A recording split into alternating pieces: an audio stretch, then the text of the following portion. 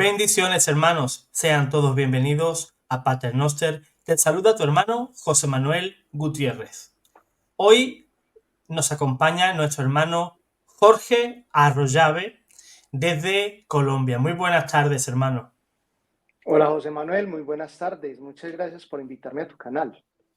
Y a ti, hermano, pues que hayas accedido pues con esa prontitud, ¿no? De toda persona que siempre pues tiene el deseo de testimoniar pues las grandezas que el Señor pues nos tiene prometidas, ¿no?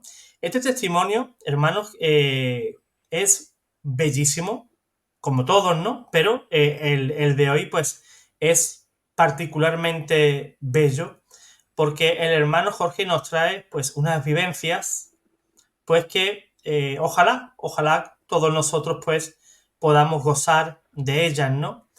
Y poder pues disfrutar, ¿no? De estar ante la visión beatífica, de ver a nuestro Señor cara a cara, ¿no?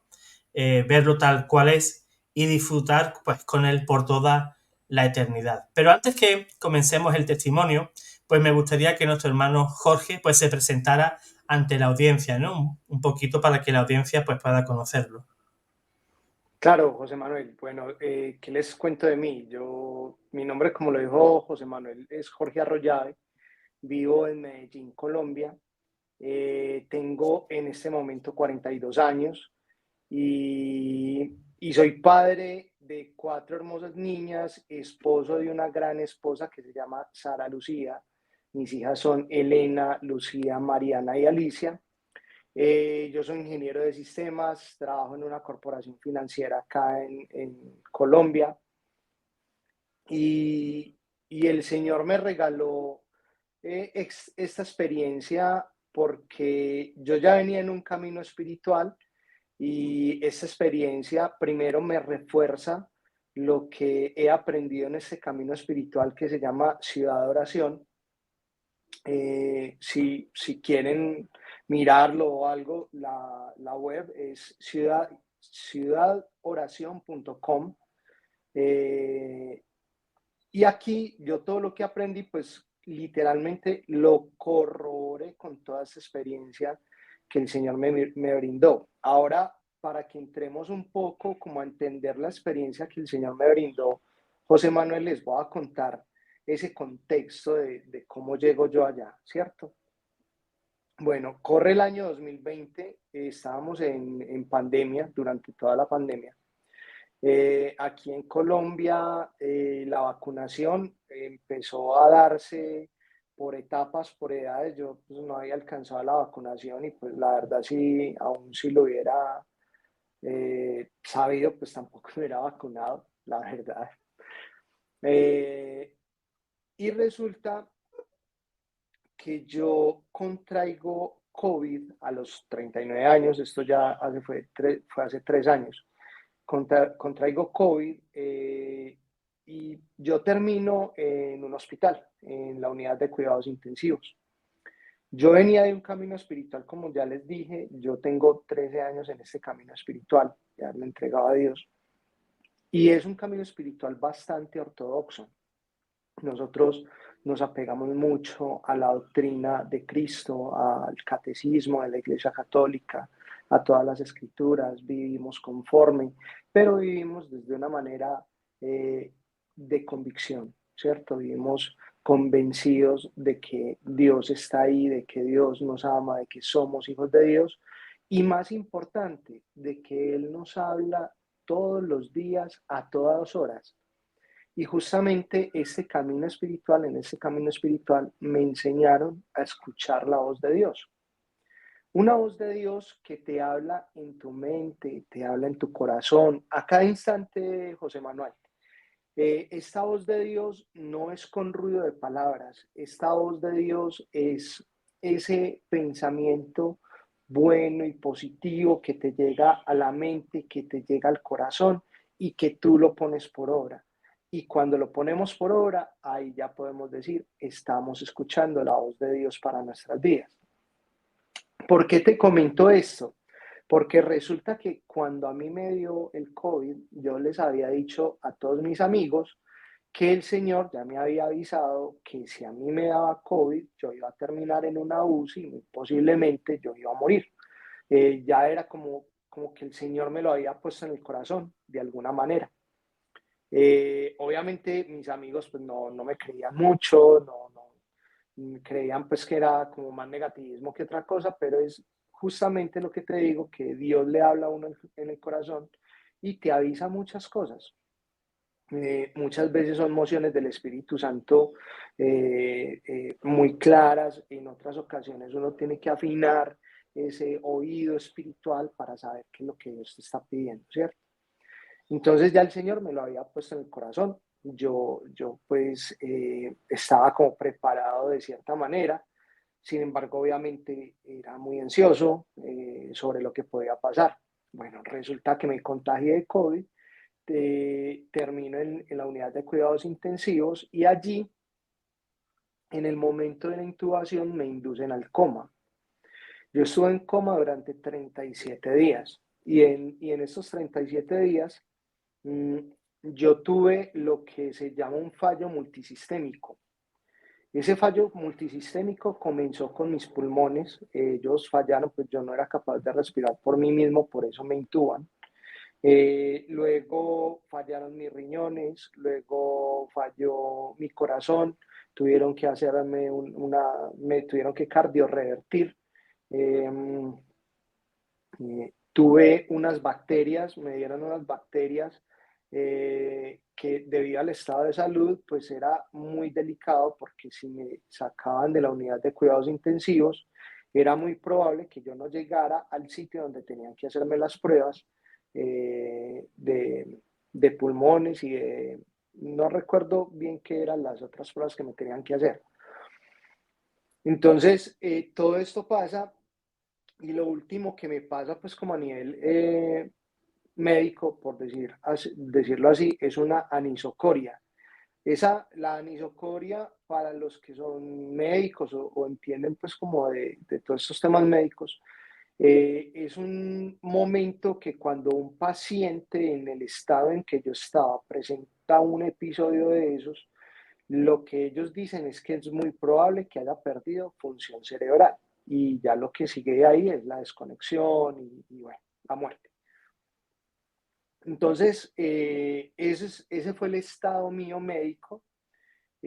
Luego de que yo despierto del coma, luego de que el Señor me da todo esto, pues los médicos realmente no se explican cómo superé tan rápido todos los episodios, volvieron a hacerme los exámenes que me tenían que hacer. Estaba demasiado bien para todo lo que había sufrido médicamente. Entonces, y aquí estoy. Entonces, ahora sí voy a centrarme, ya que les conté ese contexto médico, me voy a centrar un poco en lo que es la experiencia que el Señor me regala. Les quiero contar esta experiencia a ti, a todos tus televidentes, a todos los que te siguen, en tres fases. La primera, ¿qué es lo que siente el alma cuando se encuentra con Dios? Que yo lo llamo la plenitud de Dios. Eso es lo que siente el alma. La segunda fase, por decirlo así, el cielo, ¿cierto? La segunda fase es el alma cuando empieza a enfrentarse con todos sus pecados, todas sus miserias en el infierno. Y eso va en sentido de un tipo de pena que vamos a sentir los condenados. Ojalá pues no nos condenemos, pero pues hay que luchar por eso. Los condenados sufren dos tipos de pena, la pena de daño y la pena de sentido. Para los que no sepan un poco de eso, lo resumo así. La pena de sentido es aquella pena donde tu cuerpo son las torturas que que vas a recibir en el infierno, ¿cierto? Sí, sí. Muchos han hablado de esas torturas, los pastorcitos, Santa Faustina, sé que han hablado otros videntes sobre esas torturas que cometen los demonios contigo en el infierno, dependiendo de tus pecados, dependiendo de lo que hayas hecho en tu vida. Y también la pena de daño, entonces, la pena de daño es la ausencia de la visión beatífica de Dios, es la ausencia de Dios para toda la eternidad, que en mis palabras es la peor pena de todas, porque ya no vas a volver a tener a Dios nunca más, nunca, nunca más. Entonces, esa es la segunda fase. Y una tercera fase, que es un mensaje muy lindo que el Señor me dijo, y es más para todos nosotros, para toda la humanidad. ¿Por qué? Porque tiene que ver con los niños y tiene que ver con cuidar la vocación a la santidad que tienen los niños. Entonces, esa es más o menos mi experiencia, la experiencia que el Señor me regala durante este estado de coma, y ahora sí procedo entonces como a detallarla un poco más. Entonces vamos con la primera, José Manuel. La plenitud del Señor. La transición mía desde que me intubaron hasta el momento en que yo estoy en la presencia de Dios no fue como algo progresivo, es decir, salgo de mi cuerpo, yo me veo, como lo han dicho muchas personas que han tenido experiencias cercanas a la muerte. No, haz de cuenta que yo lo voy a relatar como si fuera un acto de teatro. Baja el telón, sube el telón y en el teatro hay toda una puesta en escena. Baja el telón, sube el telón y hay otra escena diferente con otra puesta diferente. Y así sucesivamente. Entonces, así es que el Señor me fue llevando con toda esta experiencia. Entonces, baja el telón, sube el telón y yo inmediatamente me encuentro en un lugar. Lo hablo así porque es como para dar una dimensión de espacialidad. Pero me encuentro en un lugar totalmente iluminado.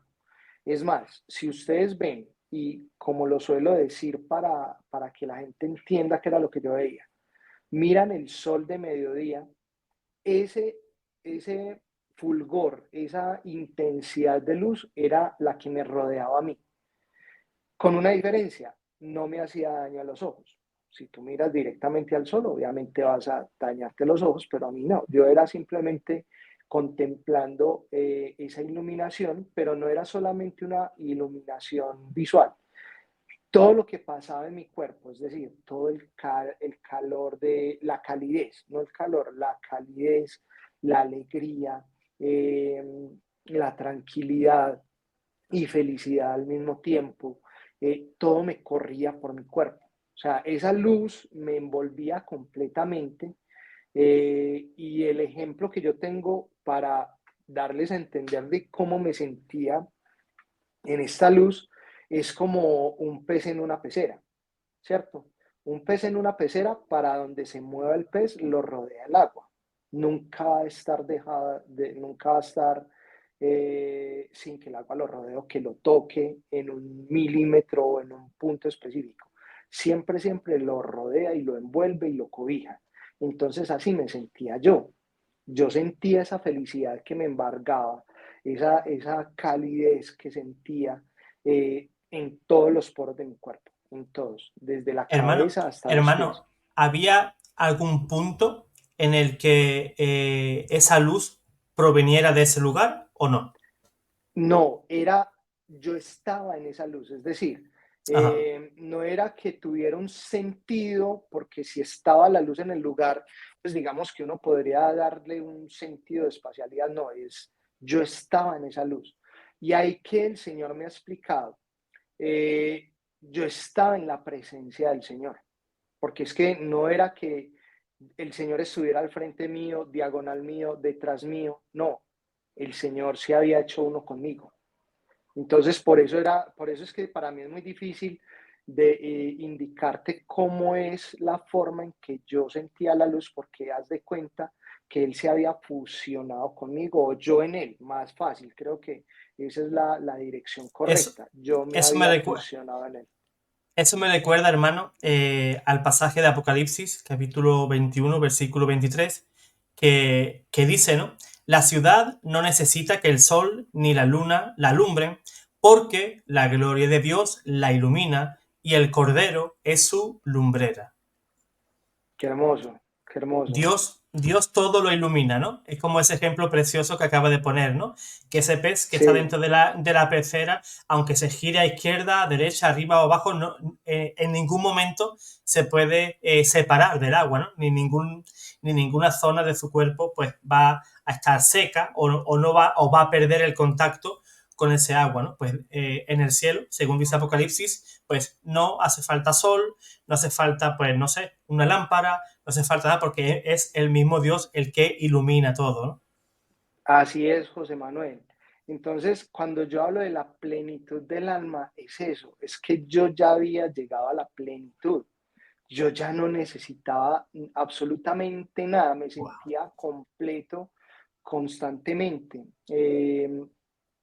Hubo un momento en donde, sin ruido de palabras, vuelvo a decir, es como si el Señor me infundiera todo lo que me estaba diciendo. Eh, Él me dijo que me volviera, que si yo me volvía. Entonces yo le dije a él, Señor, usted encárguese de mi esposa y de mis 4 hijas, pero a mí déjeme aquí. O sea, lo dije con desparpajo, lo dije hasta descaradamente porque el sentimiento para que trates de entender el por qué se lo dije así es como, mire, yo ya sé que tú te vas a encargar de mi esposa y de mis hijas, es que lo tengo cierto en mi corazón, lo tengo cierto en mi cabeza, sé que esto no va a cambiar, ya confío plenamente en ti, entonces tú encárgate de ellas y a mí déjame aquí. Ese era mi sentimiento, ese era mi sentimiento con él.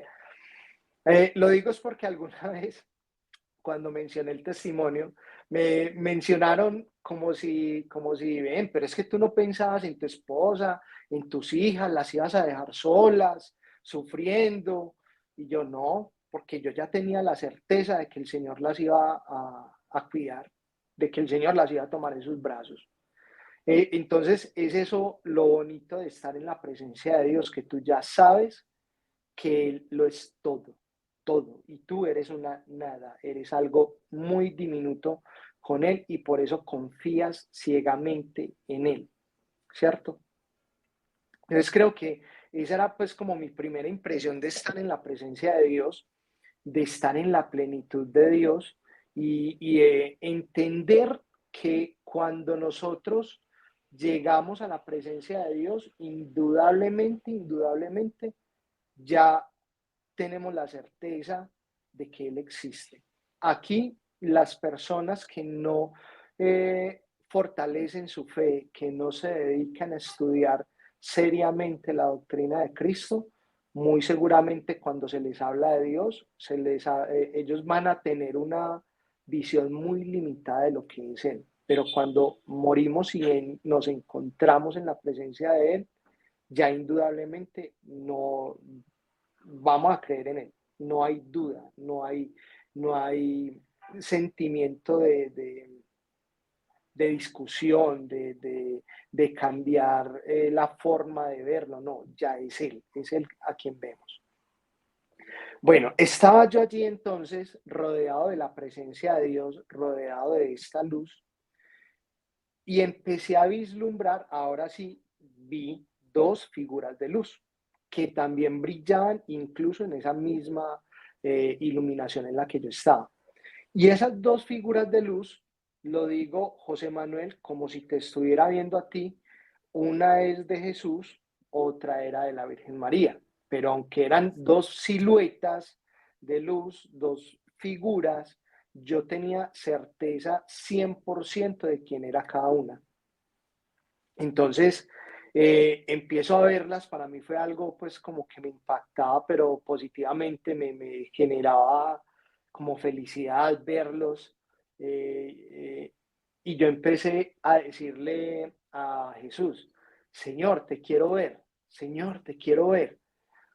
¿Por qué le decía esto? Porque desde que yo era pequeño, yo siempre, siempre he tenido muchos deseos de conocer el Jesús carne, vivo, que estuvo hace 2024 años, que murió hace 2024 años.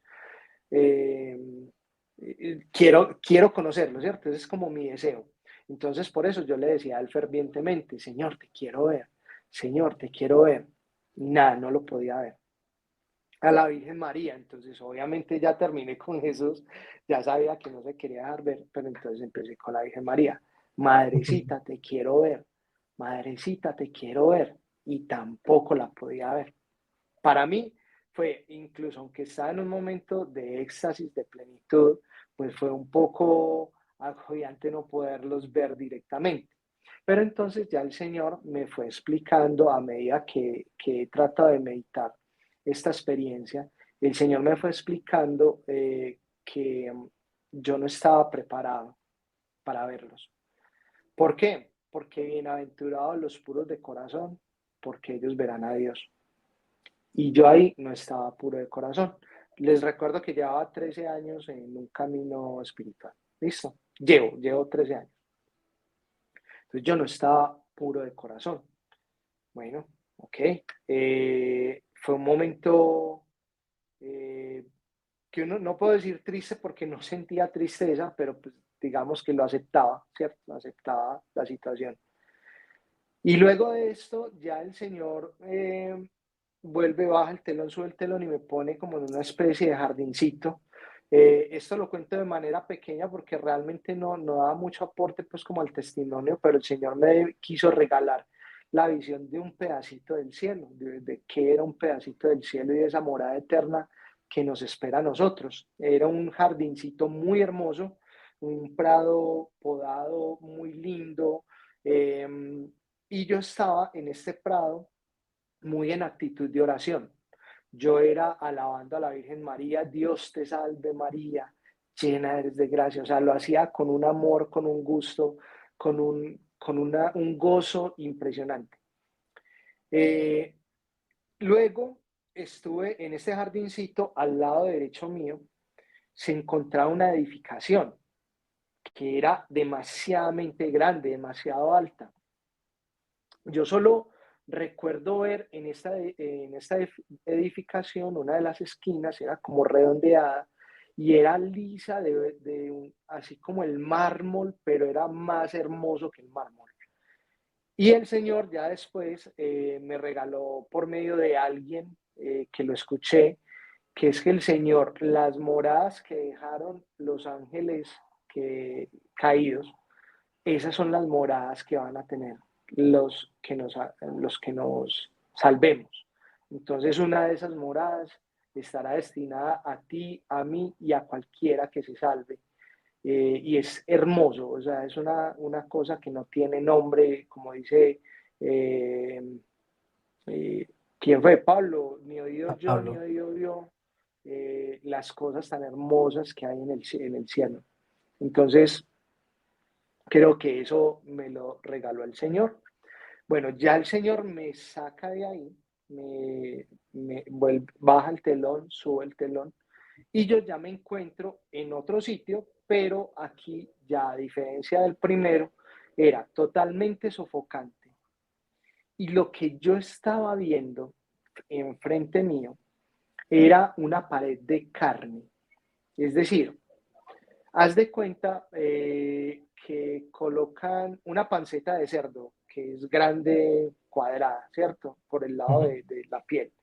Y la cuelgan. Pero resulta que esta panceta o esto que estaba viendo yo era una carne que no tenía ni principio ni fin, ni arriba ni hacia abajo, ni hacia los lados.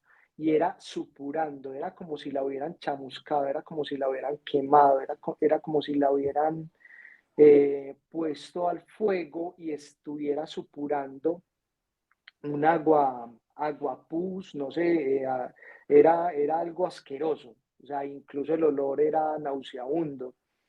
Mm, Así como cuando se infecta una herida que empieza a salir un líquido verdoso porque es pus, eso era lo que yo estaba viendo de esa carne. Eso fue lo que yo vi de primer vez cuando ya el Señor me puso en esa situación. Y obviamente, pues mi sensación para que vayan teniendo pues una idea de cómo era. Yo estaba en un sitio muy hermoso, que era el cielo y la plenitud del cielo. Y ahora está en un sitio demasiadamente horrible. Entonces, ¿cuál es la sensación normal que pasa? una sensación de inseguridad, de miedo, de terror, de zozobra, ¿cierto? O sea, era una situación en donde yo no quería estar. El Señor aquí, y en las tres partes que te voy a contar que él me permitió estar, estuve en muchas más, pero hay tres puntuales que yo desarrollo en este testimonio. Eh, esas tres partes prefiguran el tipo de visiones, el tipo de pecados que yo iba a empezar a vivir, que había cometido en toda mi vida. Este primer sitio, que era una pared de carne, prefigura los pecados de la carne, los pecados de la impureza, los pecados concernientes a esa concupiscencia con la que tenemos absolutamente todos los seres humanos. Yo aquí empiezo a ver todos los pecados míos desde pequeño, desde que tenía uso de razón, hasta mis 39 años de vida, que había cometido en contra de o con la concupiscencia de la carne. Vi mis pecados de pensamiento, de palabra, de obra, de omisión, ¿sí? Porque omitía, por ejemplo, corregir o aconsejar a mis amigos que estaban siendo infieles a sus novias o algo por el estilo, o que estaban cayendo en fornicación. Eso ya el alma lo sabe muy bien cuando estás obrando mal. Entonces, todos esos pecados empecé a verlos uno a uno y no los veía con placer. No los veía con placer, ni con lujuria, ni con deseo, nada. Los veía primero con horror, con desagrado, con disgusto, con rabia y con odio. ¿Por qué los veía así? Porque resulta que con cada pecado que yo estaba viendo, yo ya sabía que me había perdido al Señor. Yo ya sabía que me había perdido aquello que había acabado de sentir, plenitud, gozo, felicidad, tranquilidad y todos los sentimientos bonitos. Entonces, te lo pongo en este ejemplo.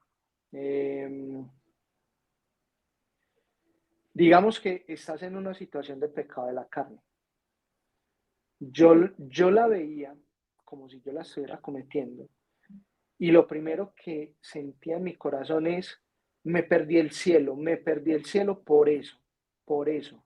Entonces me daba rabia, me odiaba a mí mismo, eh, sentía un montón de sentimientos negativos justamente porque por esa razón yo me estaba perdiendo el cielo. Y hay otra cosa particular, también vi el momento exacto donde yo pude haber dicho, no lo voy a cometer, no voy a cometer el pecado. Y resulta que es que el pecado es una decisión. El pecado, siempre la tentación está ahí, como dice la escritura, pero el pecado es una decisión que tú cometes conscientemente. Y como decisión, tú tienes el momento exacto donde puedes decir sí o no. Y ver ese momento exacto te da todavía mucha más rabia en el infierno, porque definitivamente tú fuiste el único culpable de haberte perdido a Dios. Así es. Entonces, eso es lo que pasaba con cada uno de esos pecados que yo vivía, con cada uno. Vuelvo y repito, de pensamiento, de palabra, de obra y de omisión. Cada uno de ellos los estaba viendo, cada uno de ellos me mostraban el estado real de mi alma y que no merecía el cielo, no merecía la felicidad eterna. Eso, Entonces, hermano, eso, hermano, podríamos llamarlo, hay otras experiencias, ¿no?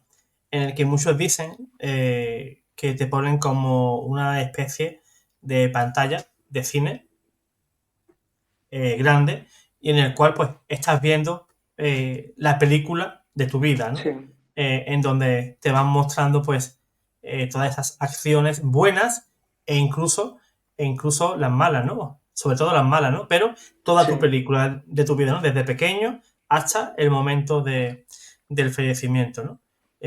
Así es. Claro, Así es. He escuchado eso de otros testimonios. ajá, Yo siento que eso que estaba haciendo el Señor era justamente haciéndome un juicio, ¿cierto? Es decir, mira, esto es lo que tú has hecho. ¿Mereces estar acá o mereces estar allá? El juicio es, no, yo merezco estar allá. ¿Por qué? Por los actos que cometí, que fueron en contra de ti, que eres la perfección, que eres la bondad, que eres el amor. Todo eso que yo cometí horrible va en contra de lo que tú eres, en contra de lo que yo estaba sintiendo en el primer momento. Entonces, para mí eso fue un juicio. Muchas personas me dicen y me han preguntado que si en efecto yo estaba en el infierno, que por qué no podía hacer un purgatorio. Entonces, yo tengo una respuesta a eso y es, uno, yo me había confesado antes de la intubación, me había confesado y me había no recuerdo si me aplicaron los santos óleos, realmente no lo recuerdo, pero sí me había logrado confesar virtualmente con un sacerdote porque no dejan ingresar a ningún sacerdote por todo el tema del COVID. Y yo recuerdo muy bien que todos estos pecados eran o producto de una mala confesión o producto de un falso arrepentimiento o porque realmente no estaba totalmente convencido de cambiar, ¿cierto? Entonces, más adelante tocaré este punto con respecto a la confesión, pero es importante tenerlo en cuenta de que esos pecados son producto de o malas confesiones o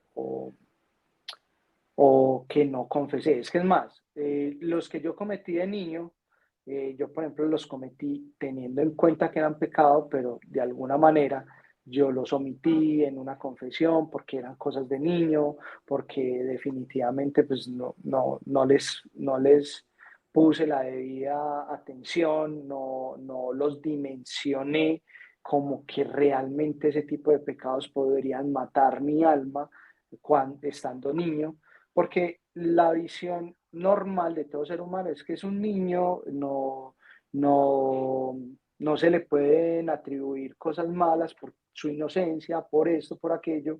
No, el Señor desde muy pequeños nos da la conciencia de que estamos haciendo bien y que estamos haciendo mal. Si estamos irrespetando a nuestros padres, el Señor ya nos pone en el corazón que estamos haciendo mal. Si estamos diciendo una mentira, ya el Señor nos pone en el corazón que eso es malo y es grave.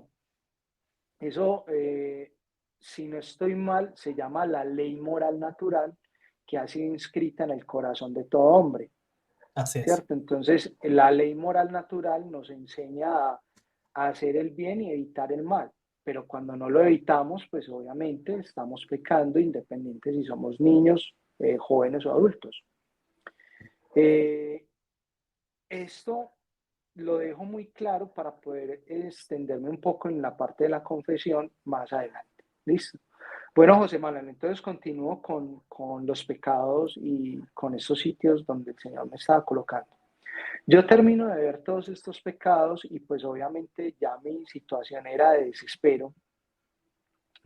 Cómo me sentía, estaba horrorizado, estaba asustado, estaba desorientado porque no sabía lo que me estaba pasando, pero de cierta manera ya mi alma estaba entendiendo que lo que estaba pasando era un juicio, ¿cierto?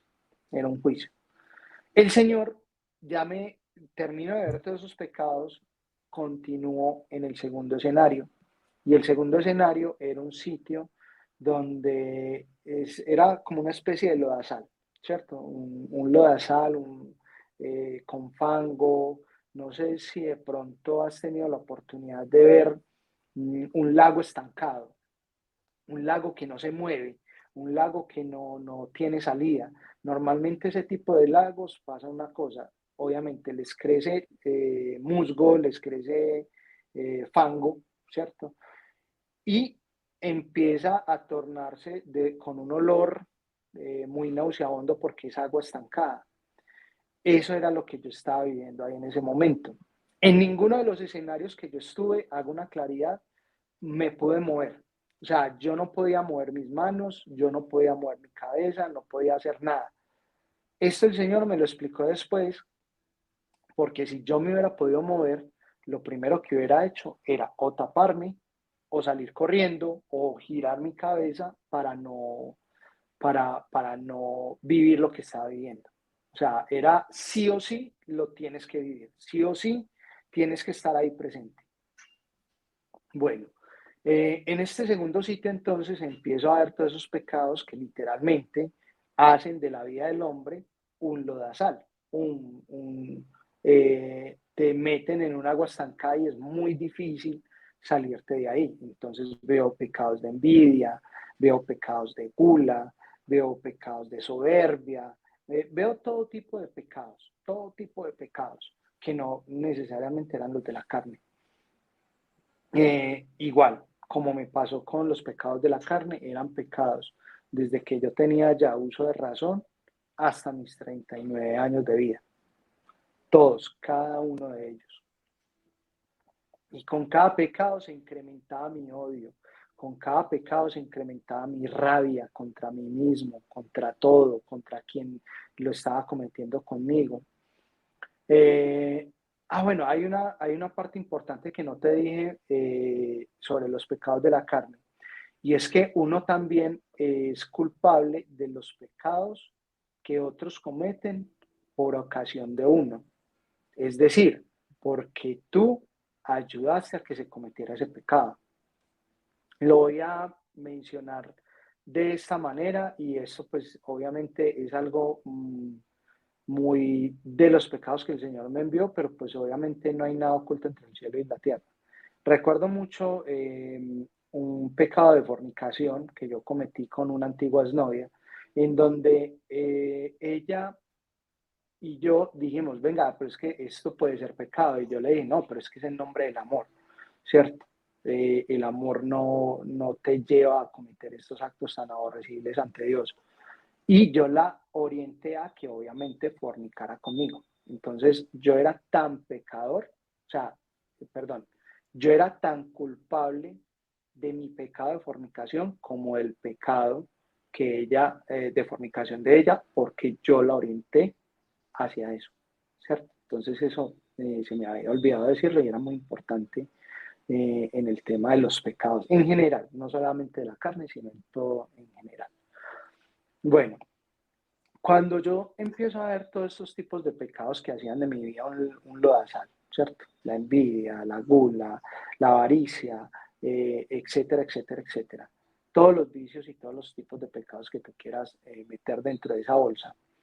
Eh, veía cómo mi vida, uno, se iba poniendo más difícil. Segundo, cómo yo me continuaba mortificando, me continuaba, es que, ¿cuál es la palabra? Como cuando, la culpabilidad. Yo seguía siendo culpable, seguía siendo muy culpable, porque yo mismo me había perdido el cielo por todos estos pecados.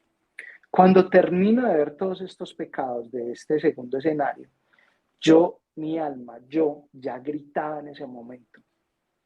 Ya gritaba incluso con improperios, con palabras oeces, y decía, me condené.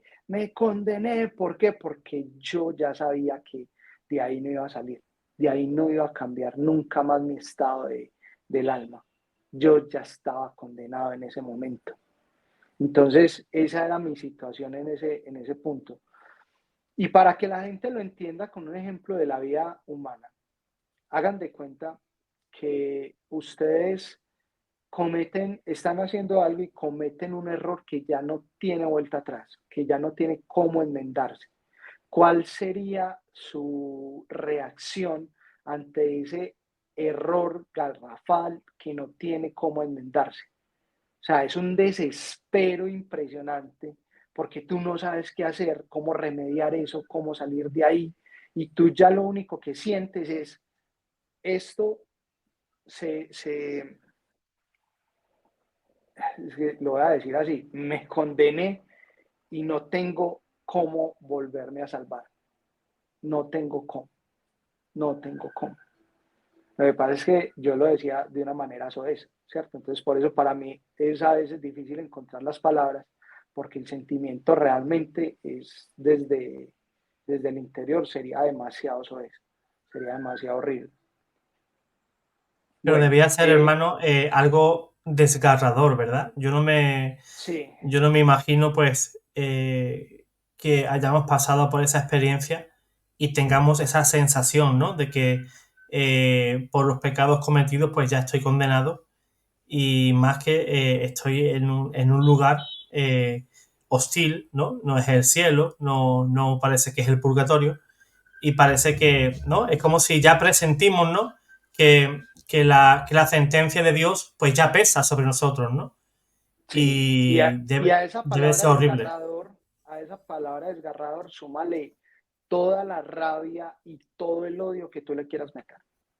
Así Súmale es. a eso, porque digamos que es desgarrador cuando uno pierde un ser querido, ¿cierto? Es un sentimiento que te oprime el corazón, de tristeza, pero si a esa tristeza le sumas un odio que no tiene nombre, una rabia, ya ahí me van entendiendo cuál era el sentimiento que yo tenía en ese momento. Así es, hermano. Estudiando un poquito, ¿no? La psicología de los condenados, ¿no? Pues esas son las sensaciones, ¿no? Del alma, ¿no? Que la salvación la has tenido en tu mano, que has rechazado la misericordia de Dios, ¿no? Y que has perdido, pues, la posibilidad de estar junto a Dios, pero no por un ratito, ¿no? Sino por toda la eternidad, ¿no? Que se dice pronto. Se dice Sí, pronto.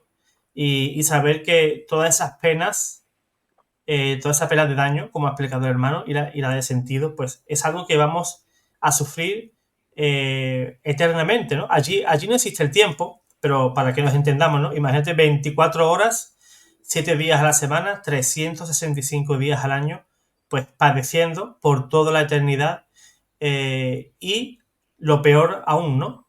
Que los únicos culpables somos nosotros, ¿no? sí, Dios no condena a nadie. sí, de acuerdo, de acuerdo. Y justamente ahora que mencionas lo del tiempo y lo del estado de eternidad, hago un paréntesis para explicarte un poco lo que yo entendí con toda esta experiencia sobre el tiempo en el infierno o en el cielo y sobre sí, la eternidad y lo que es uno de los dos, o el cielo, esas dos realidades, el cielo y el infierno. Voy a ponértelo en este ejemplo, y eso es el Señor como que trató de explicármelo muy bien. ¿Cómo es el cielo y cómo es el infierno en relación a la eternidad? Diga, mi esposa es fotógrafa, ¿cierto? Y ella, obviamente, cuando toma una foto, tiene que tratar de tomar la mejor cara de su cliente, ¿cierto? Entonces, cuando ella toma una foto y la foto sale muy bonita, el cliente sonriendo, supongamos que no hay un programa para editar fotos, nada, simplemente es la foto. Esa foto, así como quedó, se mantiene y perdurará en el tiempo, ¿cierto? Entonces, es un momento presente que se mantiene en el tiempo, es decir, la eternidad es un eterno presente. No se habla ni en futuro ni en pasado, sino que siempre está ahí. Entonces, el cielo es la foto bonita. Ahora, ¿qué es el infierno? Haz de cuenta que tomaste la foto, pero en ese momento el cliente se movió y quedó haciendo una cara fea por la forma en que estaba hablando, porque lo cogió con la boca abierta, un ojo cerrado y el otro abierto. Entonces el cliente dice, no, qué foto tan horrible. Eso es el infierno. Entonces el infierno es esa foto de un eterno presente que queda horrible, horrible, horrible. Y con respecto al tiempo, lo que pude entender y pues teniendo pues como mentalidad de ingeniero, es que el cielo y el infierno no se rigen bajo las mismas leyes de la naturaleza que está regido este mundo. Nosotros en la Tierra, en este universo, tenemos unas leyes universales, tenemos unas leyes que rigen y que la variable que más se presenta en estas leyes es el tiempo, ¿cierto? Todo es en función de tiempo, la velocidad, la aceleración, etcétera, etcétera. Entonces, para nosotros es muy fácil medir el tiempo en unidades de tiempo, segundos, minutos, horas, etcétera. En el cielo, en el infierno, no. ¿Por qué? Porque son dos lugares que no están regidos bajo esas leyes de tiempo. Entonces, por eso es que a uno se le dificulta mucho entender la eternidad y confunde la eternidad con que no se acaba el reloj. No, realmente no es que no se acabe, es que no hay reloj, sino que va a ser un presente que se mantiene constante, ¿cierto? Entonces eso fue lo que yo traté pues como de entender un poco de lo que me pasó, porque si yo te pongo en términos de tiempo, lo que viví, lo que vi, yo te puedo decir que fueron mucho más de los 37 días que estuve en coma, ¿cierto? Entonces, eso fue pues como algo relativo a lo que estabas mencionando. Ahora sí cierro el paréntesis y continúo con el tercer punto, José Manuel, para ya darles a entender qué es esa pena de daño que el Señor me mostró, la ausencia de Dios. Ese tercer punto, donde el Señor me pone, baja el telón, sube el telón, estoy en un bosque tétrico, horroroso, horrible, miedoso, tenebroso, todo lo que tú quieras, todos los adjetivos que tú quieras darle. Eh, Aquello que da horror al alma, eso es lo que significaba ese bosque para mí. Entonces, ¿qué veo de pecados en este bosque? Veo pecados que atentan contra el mandamiento de no matar. Entonces, veo asesinatos que yo cometí, veo injurias, veo venganzas, veo iras, etcétera, etcétera, etcétera. ¿Qué pasa con eso? Entonces uno puede decir, ven, pero ¿cómo que tú cometiste asesinatos? Yo cometí asesinatos con mi pensamiento. ¿Cómo que con tu pensamiento? Te lo pongo en este ejemplo y eso fue algo de lo que vi. Yo iba por el centro de la ciudad con mi esposa en el auto, tenía las ventanas abajo y el centro de la ciudad de Medellín, pues no es un lugar muy seguro que digamos para uno tener las ventanas abajo. Claro, en un semáforo nosotros llegamos, paramos y dos chicos nos sacaron un cuchillo y nos robaron los celulares. Yo en mi cabeza, luego de que pasó esto, pude haber matado, recreado la situación y haber matado a estos chicos 5 ocasiones diferentes, de diferentes maneras, por la rabia y el odio que tenían. Entonces, ese tipo de cosas es obviamente atentar contra el mandamiento de no matar. Muchos lo he dicho, pero muchos se ríen, pero es algo jocoso para muchos, pero realmente no lo es. Es cuando uno piensa en matar a un dictador, ¿cierto? Eh, no sé, llamémosle por su nombre, este dictador de Venezuela, entonces uno piensa, deberían de matar a esa persona. No, eso es desearle la muerte. Entonces estás atentando contra el mandamiento. Para el Señor es más fácil entender que uno como hijo de Dios pida por la conversión de esta persona, porque pues, estamos siguiendo el ejemplo de Cristo. Cristo con la cruz decía, Señor, perdónalos porque no saben lo que hacen. Pues, si seguimos su ejemplo, no tenemos cómo decir por qué tienen que terminar con un dictador sabiendo que de alguna manera es criatura de Dios, si es católico, también es hijo de Dios, entonces imagínate lo que tú estás deseando para una criatura de Dios, ¿cierto? Entonces yo creo que ahí ejemplifico pues un poco esto para que mucha gente entienda el por qué hablo de pecados de asesinato. Y eso obviamente lo vivía y obviamente lo vivía con odio hacia mí mismo, con rabia hacia mí mismo, injuriando eh, y con un montón de cosas. Bueno, aquí ya yo termino de ver todos estos pecados, José Manuel, y ahora sí voy a ejemplificar qué es lo que es la pena de daño. Yo veo estos pecados e inmediatamente entiendo, mi alma entiende que ese gozo, esa plenitud, esa felicidad de estar con Dios para el resto de la eternidad ya no iba a estar. Se había acabado todo. ya jamás ibas a volver a sentir alegría, ya jamás ibas a volver a sentir esperanza, ya jamás ibas a volver a sentir gozo, ya jamás ibas a volver a sentir ningún sentimiento de bondad en tu corazón, ninguno.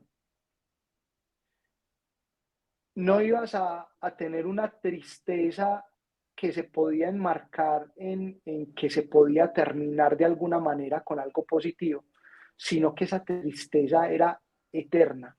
Nunca, nunca, nunca se iba a acabar. Esa rabia que sentía, nunca, nunca, nunca se iba a acabar. El dolor, el horror, todo eso negativo jamás se iba a acabar. Entonces, ¿cuál es la pena de daño? ¿Por qué dejas de tener a Dios? Porque jamás vas a volver a sentir algo bueno, jamás. Literalmente te sientes en un abandono total, total. Tú esperas que haya alguien ahí al lado diciéndote una bonita palabra. No está.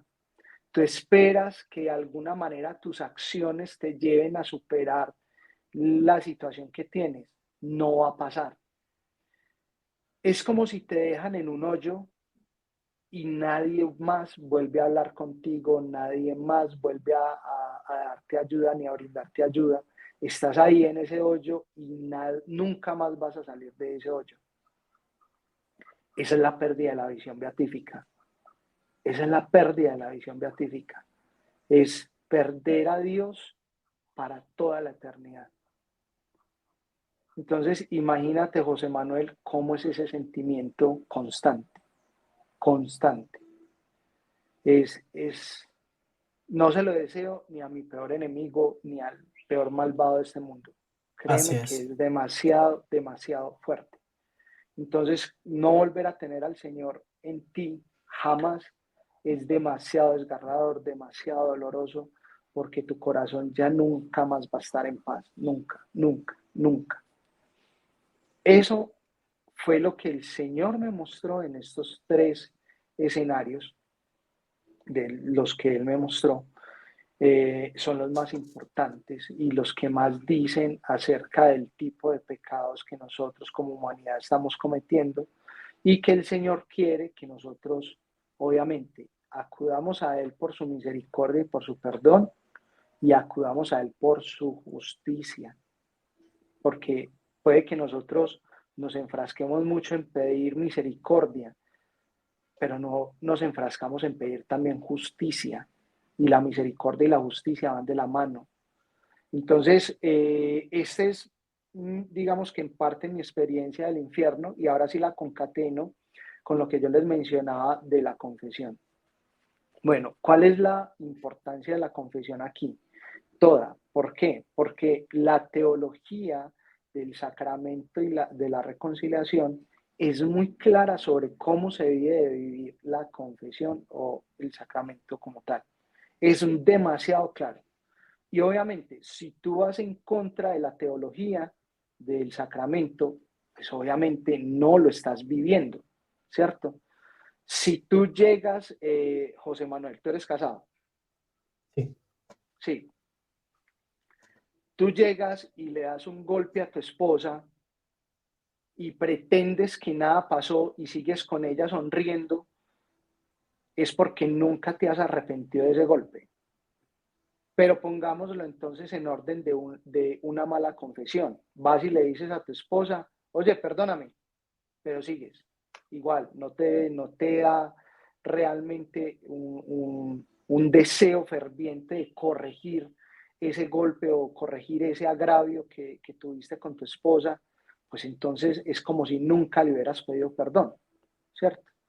Eso pasa con el sacramento de la reconciliación. La iglesia nos ha dado mucha claridad sobre este sacramento y son 5 punticos que nosotros debemos de conservar para una buena confesión. Están en el catecismo de la Iglesia Católica. Quien los quiera buscar, por favor, búsquenlo. Créanme que está demasiado explicado lo que es el sacramento de la reconciliación. Y estos 5 puntos quiero rescatar justamente 2 o 3 que me parecen demasiado importantes y que fueron los que tal vez yo, como una persona que se había entregado a Cristo, no había vivido lo suficientemente bien para el sacramento. Entonces, el primero es haberme arrepentido verdaderamente de lo que hice, ¿cierto? Porque tal vez yo llegaba a muchas confesiones más por tener la conciencia tranquila y que listo, le pedí perdón a Dios, pero no con una conciencia de verdaderamente cambiar y no volver a ofender a Dios, ¿cierto? Eso es como decimos aquí en Colombia, barremos, pero por donde pasa la suegra para que no se vea la suciedad por debajo. Eh, yo simplemente en muchas ocasiones iba a la confesión, padre, le pido perdón porque hice esto y esto, le pido perdón a Dios porque hice esto y esto y esto, pero en mi corazón no había un verdadero arrepentimiento, no había un verdadero deseo de corregir eso, ¿cierto?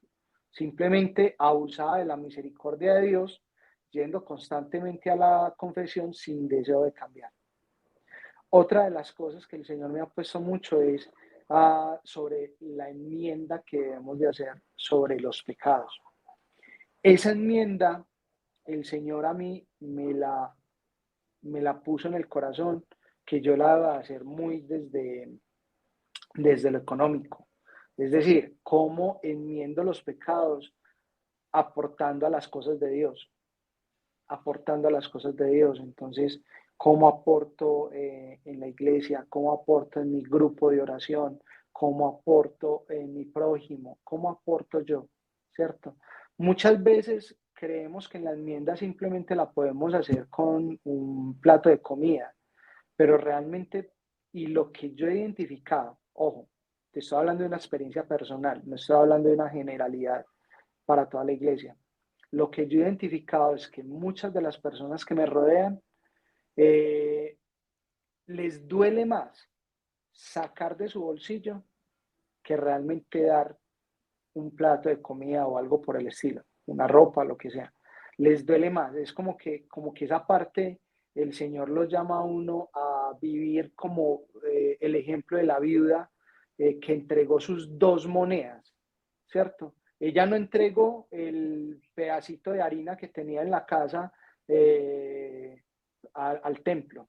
Ella no entregó nada de eso, ella entregó sus dos monedas. Y esas dos monedas representan la totalidad de lo que ella tenía.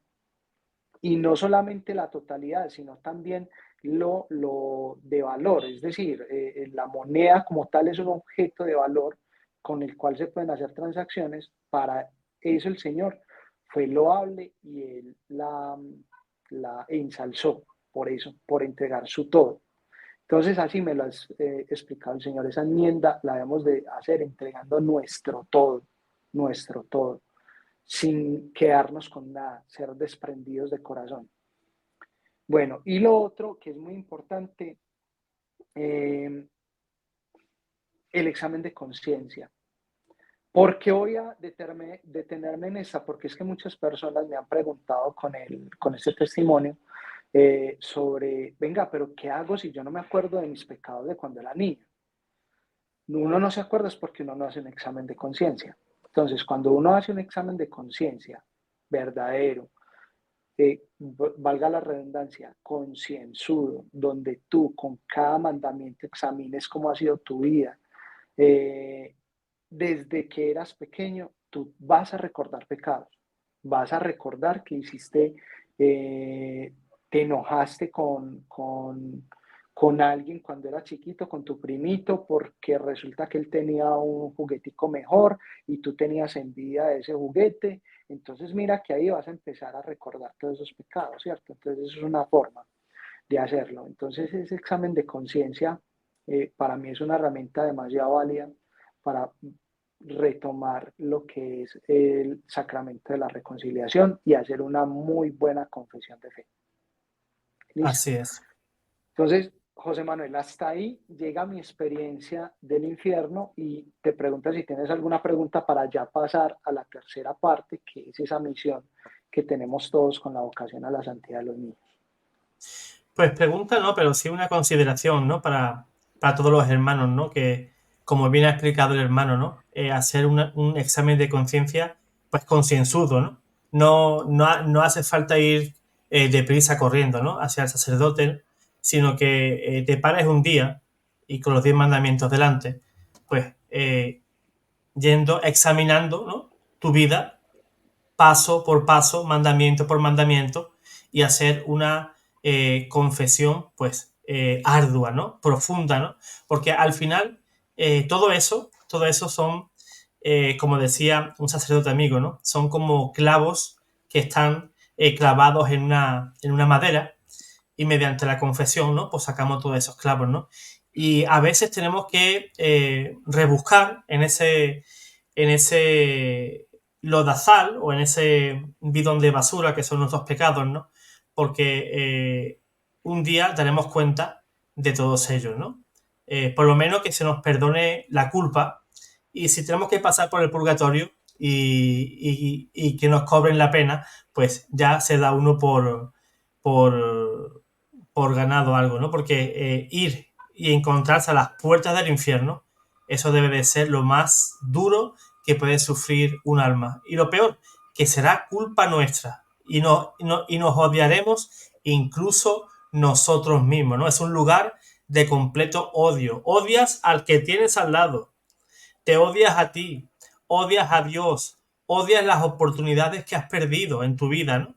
Y que aprovechemos esa oportunidad, como decía hermano, si no me equivoco, creo que era San Cipriano, que decía que aprovechemos mientras aún estamos vivos para ir a confesar nuestros pecados al sacerdote. Porque en el momento de morir, como dice el hermano, pues morimos y esa fotografía queda ahí fija y en el estado que hayas fallecido, pues así comparecerás pues ante el tribunal de nuestro Señor. Ya no habrá oportunidad ni de ir a confesarnos, ni de arrepentirnos, ni nada, sino que ya habremos fallecido y estaremos en ese estado que podrá ser en pecado mortal, en gracia, nos iríamos al cielo, pecado mortal al infierno, y si hemos muerto, como dice el catecismo, en gracia, pero imperfectamente purificados, pues nos tocará un poquito pues pasar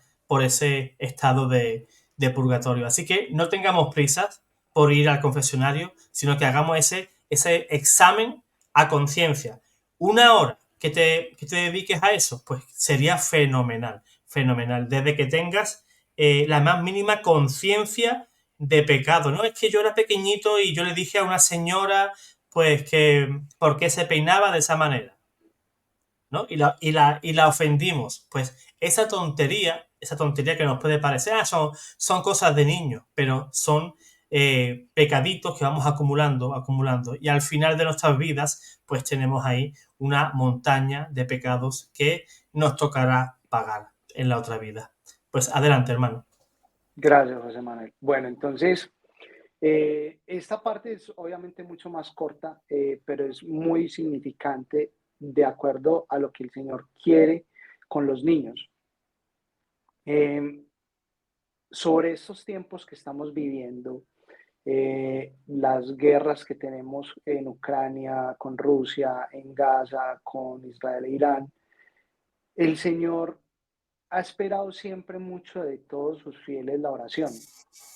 Creo que en este momento en Medjugorje están haciendo el rosario. La Virgen ha pedido que recemos especialmente por la paz. Creo que a las 2:40 empezaban en Medjugorje. Creo que allá son casi que las 10 de la noche. Aquí son las 10 de la noche, 10 de la sí. noche, o sea que están en el horario de Medjugorje, o sea que allá están empezando en estos momentos con el Rosario por la Paz. Eh, Siento que el Señor, todo esto que me mostró con los niños, es orientado justamente a que lo ayudemos o a que nosotros, en la economía de la salvación, ayudemos a minimizar todos los efectos que vienen a futuro, con las guerras, con la apostasía, etcétera, etcétera. El tema es este, yo salgo de ahí de donde el Señor me tenía del infierno y ya llego a un sitio donde era muy oscuro y empiezo a vislumbrar que se empiezan a encender un montón de llamitas, eran azules hermosas, un azul celeste, y esas llamitas, el Señor me dijo claramente que eran almas de niños puros que estaban orando por mí. Eran muchas, demasiadas. Y en un momento dado vi cómo esas almitas hagan de cuenta que les detonaron una bomba en el centro de esas almitas y salieron disparadas. O sea, no quedó sino una sola. Después hablo de esa. Pero lo que yo le pregunté al Señor y la forma pues, de entender todo esto que sucedió es que Él me decía, si nosotros no ayudamos a conservar la vocación a la santidad de los niños, ellos cuando crezcan se perderán. Entonces, esas almitas de niños que estaban orando por mí tienen unas características, como el Señor me lo dio a entender, muy especiales. ¿Cuáles son esas características? La primera, que la oración de los niños puros llega directamente a Dios. No tienen absolutamente obstáculos. ¿Por qué? Porque son niños almitas tan puras que su oración es aceptada a Dios inmediatamente. Nosotros tenemos muchos obstáculos en la oración. Nosotros tenemos muchos factores distractores. Estamos haciendo un rosario y se nos viene la reunión que tenemos el día de mañana. Estamos haciendo un rosario y se nos viene el programa de televisión que me quiero ver ahorita. O los que son aficionados al partido de fútbol, cómo estará no sé, tú eres hincha, no sé de quién, del Real Madrid, del Barcelona, no sé, cómo estará el partido. Eh, esos factores distractores, obviamente uno los va teniendo porque va perdiendo esa concentración que tienen los niños. Los niños, a pesar de que a veces los vemos muy distraídos, los niños son de unas concentraciones muy profundas en cortos periodos de tiempo. Y esas concentraciones tan profundas y esa inocencia de su alma hacen que la oración que hagan los niños durante ese corto periodo de tiempo sea totalmente acepta a Dios, porque ellos le están pidiendo, obvio, con la pureza de su alma, con la intensidad de la oración, y le están pidiendo con otros niños alrededor. Eso el Señor concede todo lo que los niños pidan cuando nosotros les ayudamos a conservar esa vocación. El Señor me decía, en ese momento del COVID, si todos los niños del mundo se hubieran unido en oración a pedirme el final del COVID, ya esto hubiera pasado. Así como tal, esas palabras las recuerdo puntuales. Si todos los niños del mundo se hubieran unido a pedir el fin del COVID, ya hubiera pasado. Entonces el Señor lo que me mostraba también es que a los niños les estamos, bueno, no voy a decir que todos, obviamente, no estamos aprovechando la oración de los niños, porque les estamos enseñando a pedir por cosas que realmente no tienen una magnanimidad que es la que espera el Señor. Entonces los niños hoy le piden por cosas muy triviales, pero no piden, por ejemplo, por la unidad de la iglesia, no piden, por ejemplo, eh, eh, por la conversión de los pecadores, por el fin del aborto, el fin de la eutanasia, todas estas peticiones magnánimas que superan la capacidad de los seres humanos, los niños la pueden pedir. Tú también, obviamente, si estás en gracia, si no estoy diciendo que nosotros no la pidamos, ¿cierto? Estoy hablando solamente de los niños.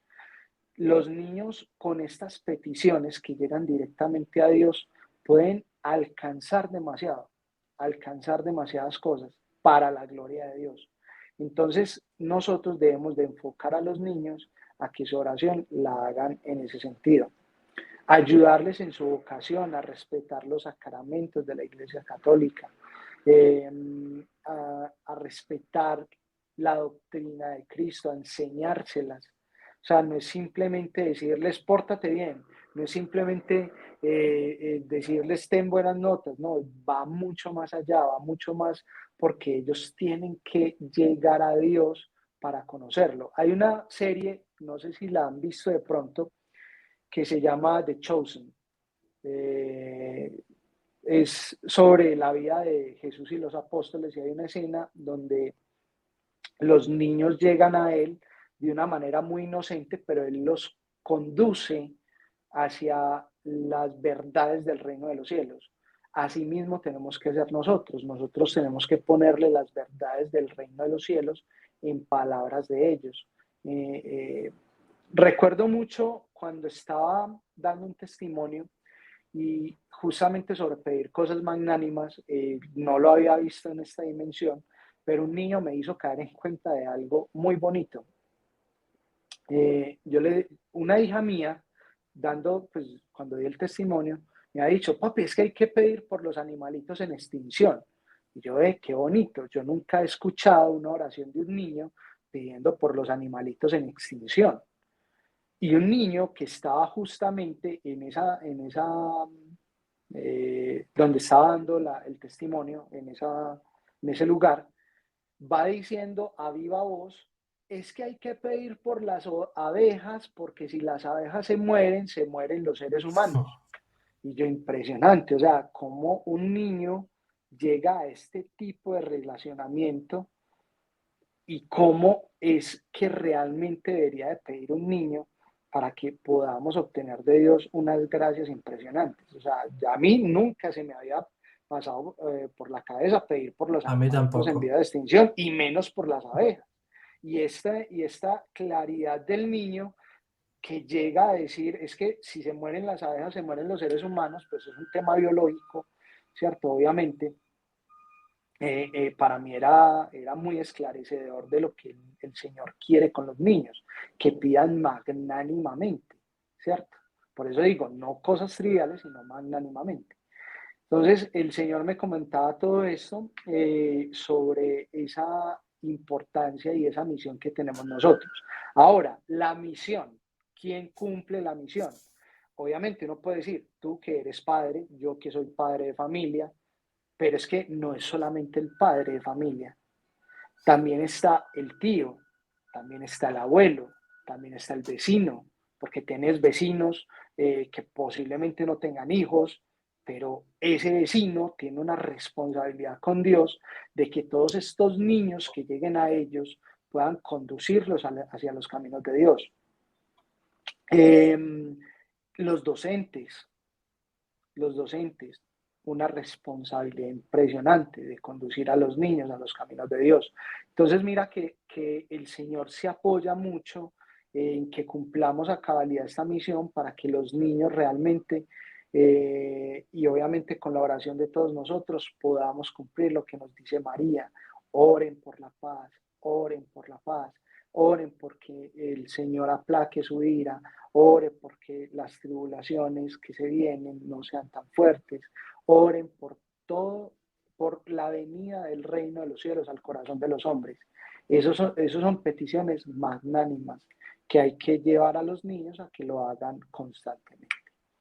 Entonces, termino el tema de los niños ya como con esto. Recuerdan que les dije que quedó una llamita de las que estaban ahí reunidas. El Señor me dijo que era el alma de una niña que estaba predeterminada para la santidad desde el momento que nació. Y era el alma de una niña, la recuerdo muy bien. Nosotros aquí le decimos niños Michelin porque ustedes reconocen el logo de Michelin, que son Sí, como unas llanticas. Resulta que los niños gorditos que tienen unos pliegues, nosotros les decimos de cariño niños Michelin. Entonces, para que me entiendan un poco, no es despectivo, esta niña era hermosa, era una niña blanquita de cabellos rizados. Yo no le vi la cara, solamente la vi detrás, pero incluso detrás yo sentía una paz en ese momento, una tranquilidad viéndola, una alegría viéndola en lo que estaba haciendo. Ella se estaba columpiando en una especie de jardincito. El Señor me dijo, mira, ella está destinada a la santidad. Entonces yo le pedí al Señor, Señor, quiero verla, porque pues obviamente tengo 4 hijas, yo quería saber si era una de mis hijas, pero no, nunca la pude ver. Pero la niña, estando columpiándose, ella me estiró la mano, así como estoy yo así, me estiró la mano. Yo le di la mano y desde ese momento yo desperté de mi coma, desde ese momento. Entonces, el alma de un niño, la oración de un niño, me devolvió a la vida.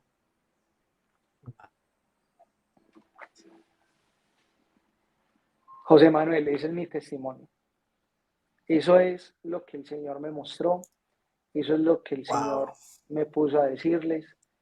Eh, Hay algo de importancia y terminando de pronto con esta reflexión, ¿por qué le dio esta visión o esta experiencia a una persona que ya tenía 13 años, en ese momento 11 años, en un camino espiritual?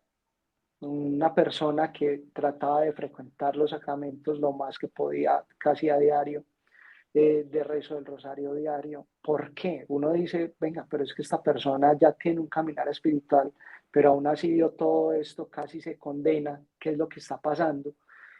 El Señor nos quiere mostrar a todos con esto que, no, que Él quiere a todos los seres humanos perfectos.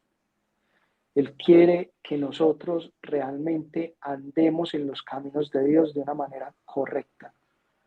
No quiere que nos, como decimos nosotros acá, no nos durmamos en los laureles.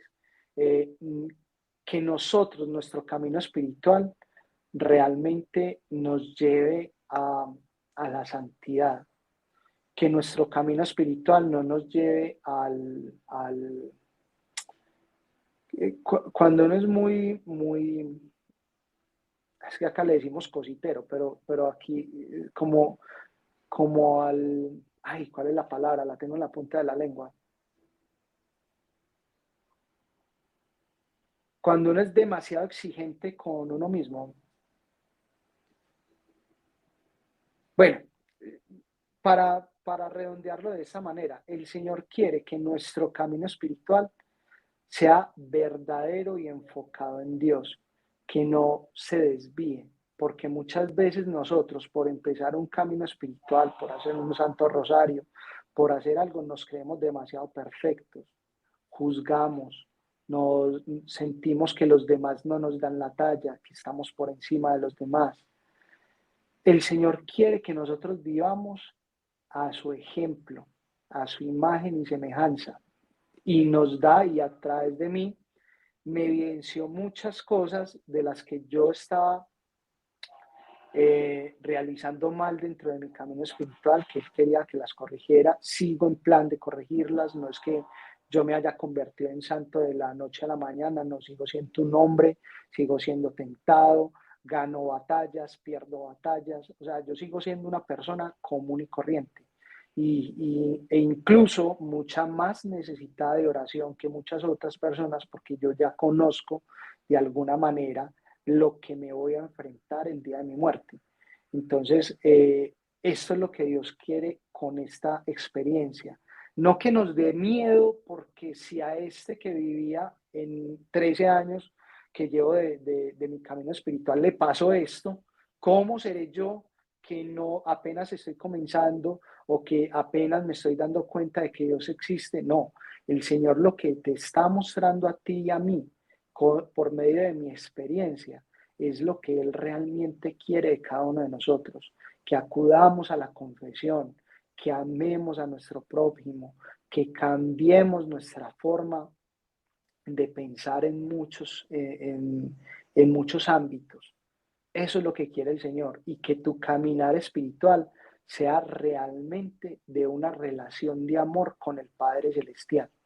Eso es lo que me ha enseñado a mí esta experiencia, lo que siento que el Señor nos está enseñando a todos nosotros con esta experiencia, y y que hay oportunidad y que hay esperanza hasta el día que nosotros estemos en presencia de Él para tener ese juicio. Hasta ahí tenemos Así es. esperanza. Así es, hermano. Bellísimo testimonio con un broche final fabuloso. El momento ¿no? en el cual pues esa niña le agarra de la mano y entonces pues vuelve del coma, ¿no? Yo creo que el final pues es un broche de oro, ¿no? Pero a lo que estaba comentando usted, hermano, hace un momentito, ¿no? Que si una persona de iglesia, ¿no? Que intenta, pues, estar al día con sus sacramentos, con su vida de oración y todo eso, pues, si se salva con dificultad, pues imaginemos pues una persona que vive en pecado, ¿no? Y eso viene reflejado en Primera de Pedro, capítulo 4, versículos 18 y 19, que dice lo siguiente. Parece calcado a lo que hemos hablado hace un momentito. Si el justo con dificultad se salva, ¿en dónde quedarán el impío y el pecador? Así que aquellos que sufren por cumplir la voluntad de Dios, nosotros, encomienden su alma al fiel Creador y hagan el bien. O sea, la dificultad de salvarnos, pues, si nosotros que tratamos de luchar contra nuestra concupiscencia, nos cuesta la vida el salvarnos o el colaborar con Cristo en nuestra salvación, pues imaginemos una persona que vive en pecado diariamente, ¿no? Que comete los peores pecados de manera diaria y sin arrepentirse y sin deseo ninguno de arrepentirse, ¿no?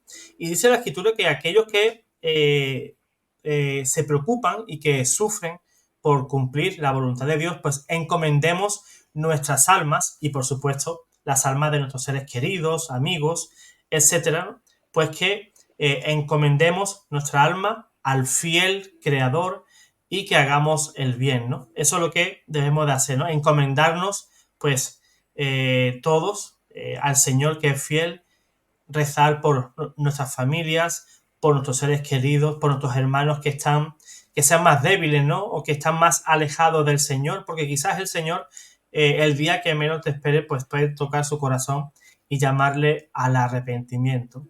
Hasta el último suspiro, pues siempre estamos para salvarnos, ¿no? Siempre con ese sí que le demos al Señor en ese último suspiro, un Señor, perdóname, e inmediatamente fallecemos. Es tan fácil a veces que el Señor nos perdone, que hasta el Señor nos espera hasta el último suspiro, ¿no? Pidámosle al Señor, pues, esa gracia, ¿no? Esa gracia de que nos demos cuenta, pues, en la actualidad, ¿no? La capacidad de pecar que tenemos y que nos dé la gracia, pues, de tener ese pecado enfrente nuestra, ¿no? Como decía el rey David, ¿no? Que su pecado siempre estaba frente a él para poder luchar, ¿no? Porque si no vemos nuestro pecado, ¿cómo vamos a luchar contra él? Si yo no De tengo a mi acuerdo. enemigo de frente, si no tengo a mi enemigo de frente, ¿cómo me peleo contra él? Pues si yo puedo luchar contra ese pecado y el Señor nos perdona, pues tenemos la garantía de que el Señor siempre, en su infinita misericordia, va a estar siempre presto para perdonar siempre que nosotros pues queramos, ¿no? Y le pidamos perdón. Él es fiel siempre y no va a desechar jamás pues una súplica, una lágrima, eh, el deseo de nuestra salvación, ¿no? Y aquí vemos el ejemplo de nuestro hermano Jorge. Y si me permite, una pequeña observación para hacerle sobre su testimonio, es que yo no creo que el hermano estuviera condenado, ¿no? Yo creo que si el hermano en ese momento hubiera estado condenado, el Señor no se molesta en enseñarle el cielo. No, no se hubiera molestado, sino que el Señor, pues en su infinito, eso es lo que tengo en mi corazón y yo se lo traslado al hermano, ¿no? El Señor no se Gracias, fuera hermano. mostrado, claro, no se fuera tomado la molestia, mira lo que te perdiste, ahora venga, vete para allá. No, el Señor, pues así lo tengo en mi corazón, creo que le mostró a nuestro hermano Jorge, lo digo para su tranquilidad, por supuesto, pero que no baje los brazos el hermano, pero que sí lo hizo con la idea de que testimonie pues todo lo que ha visto para mi bien. Yo que he tenido este gozo, esta oportunidad preciosa que me ha dado el Señor de tener a Jorge aquí delante y oír su testimonio y por supuesto todos los hermanos que están viendo este testimonio. No bajemos los brazos nunca, el Señor nos quiere, nos ama, Dios hasta su última gota de sangre. No desaprovechemos eso. El Señor nos ama sobremanera. Si nos perdemos, es como a veces, ¿no? Escucho gente que dicen, ¿cómo puede ser Dios tan malvado de mandarte al infierno? ¿No? El Señor no manda nadie al infierno. Si somos nosotros, es como si yo ahora cometo un delito, voy a un banco, lo robo me lleva a la policía ante el juez me mete en la cárcel. Y yo digo, qué malo es el juez. No, no. Qué malo yo, que yo he actuado contra mis propios intereses y el juez simplemente ha sellado lo que marca la ley y la ley es que me encierren en la cárcel X tiempo. Pues con Dios pasa algo parecido, ¿no? El Señor, como dice en primera de Timoteo, pues quiere que todos los hombres se salven. Pero desgraciadamente el ser humano a veces es tan ruin consigo mismo que se empeña en perderse. Así es, José Manuel.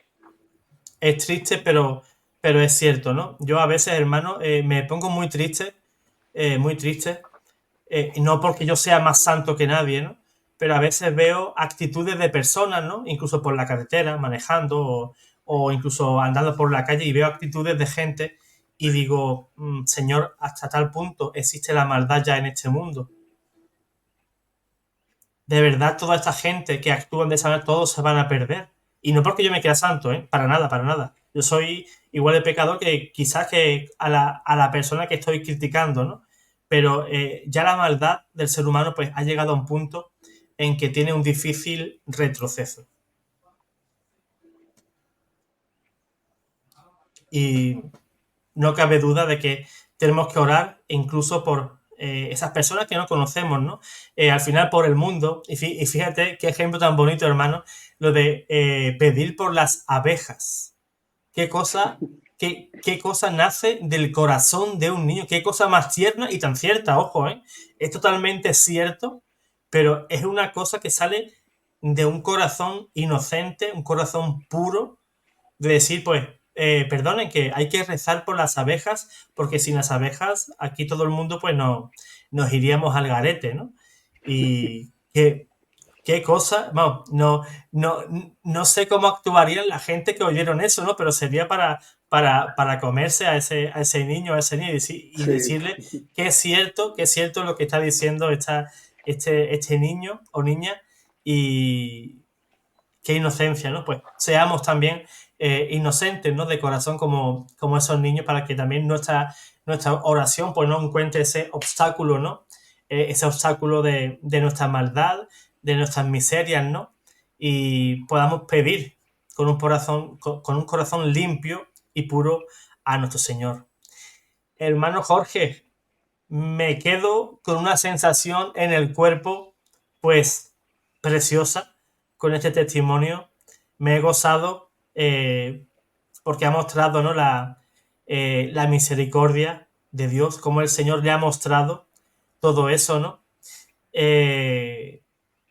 Y yo espero que este testimonio pues llegue a mucha gente y del mismo modo que me llena el corazón y me alegra el corazón, pues también las personas que vean este testimonio pues tengan ese gozo del Señor en sus corazones.